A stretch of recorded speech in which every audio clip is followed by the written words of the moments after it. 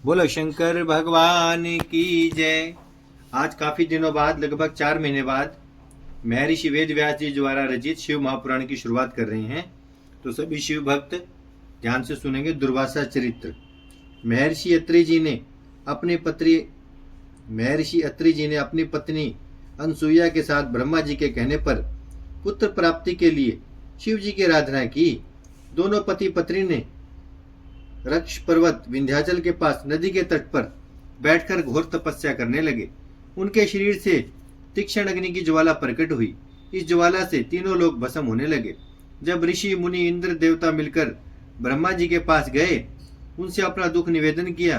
ब्रह्मा जी सबके भगवान शंकर के पास ले गए। ब्रह्मा जी सबको भगवान शंकर जी के पास ले गए। सबने भगवान शंकर की स्तुति की। इसके पश्चात उनसे अग्नि के तेज का वर्णन करके उससे उत्पन्न दुखों का वर्णन किया। त्रिदेव ब्रह्मा विष्णु महेश तीनों बैठकर विचार विमर्श करने लगे।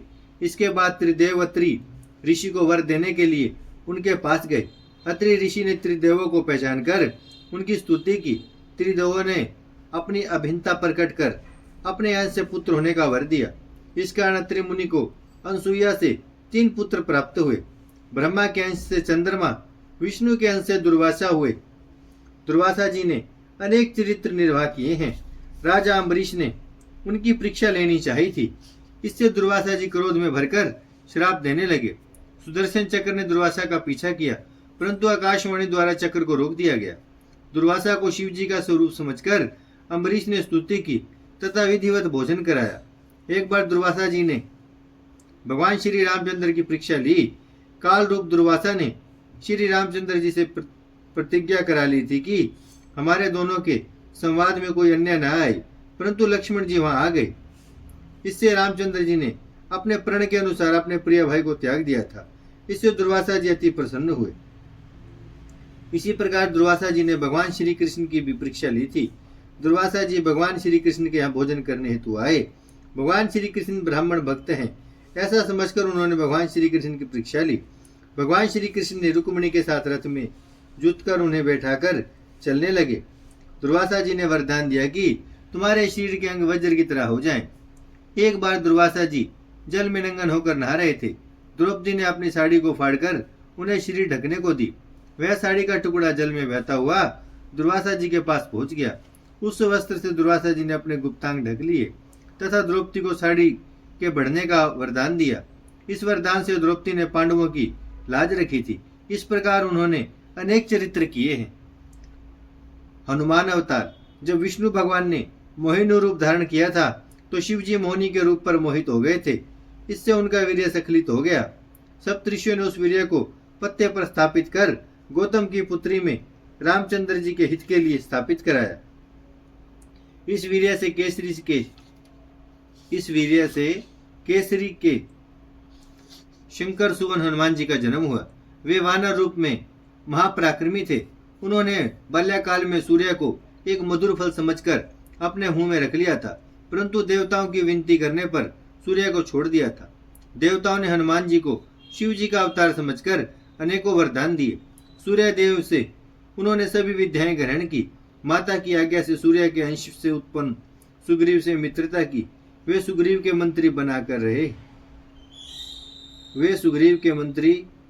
बनाकर रहे। श्री राम जी की जब सुग्रीव से मित्रता हो गई तो वे श्री राम के कार्य के लिए लंका में सीता जी की खोज में गए। माता जानकी का लंका में पता लगाकर लंका को जलाकर अपने प्रभु श्री रामचंद्र जी के पास पधारे।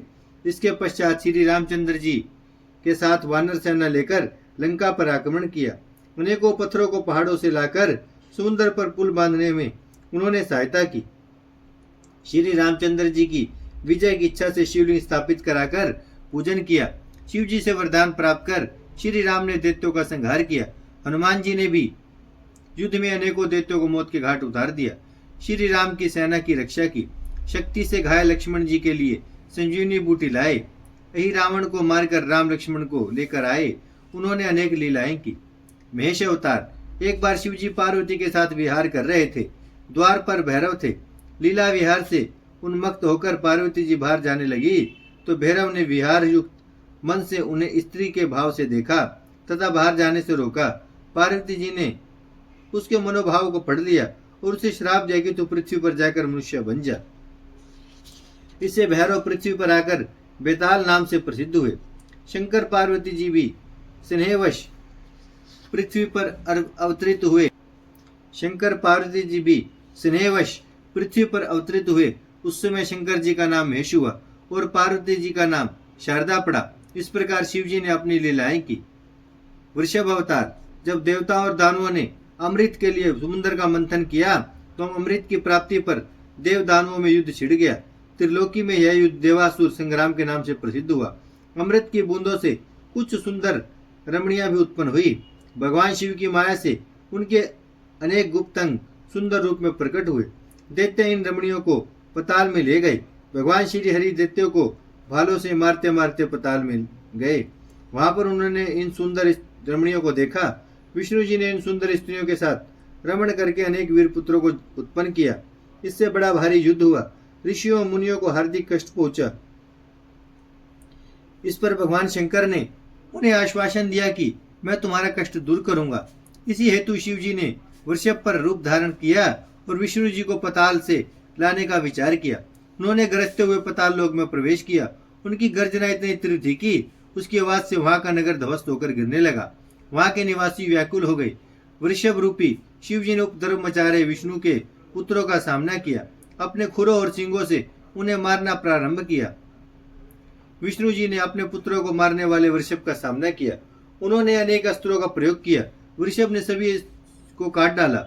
विष्णु जी भी वृषभ रूपी शिव जी की स्तुति की और अपनी गलती की क्षमा प्रार्थना की। विष्णु जी वहां से लज्जित होकर चलने लगे। इस पर भगवान शंकर बोले कि तुम अपने चक्र को यहीं छोड़ दो। मैं तुम्हें सुदर्शन चक्र देता हूँ जो सूर्य के समान है। उन्हें सुदर्शन चक्र प्रदान कर भगवान शिव कैलाश को चले गए। विष्णु भगवान भी मोह को त्याग कर अपने लोक को चले गए। बोलो शंकर भगवान की जय। शिव महापुराण की जय। भजमन नारायण नारायण नारायण। श्रीमन नारायण नारायण नारायण। लक्ष्मी नारायण नारायण नारायण। सत्य नारायण नारायण नारायण। भजमन नारायण श्रीमन नारायण। लक्ष्मी नारायण सत्य नारायण। भजमन नारायण नारायण नारायण। बोलो शंकर भगवान की जय।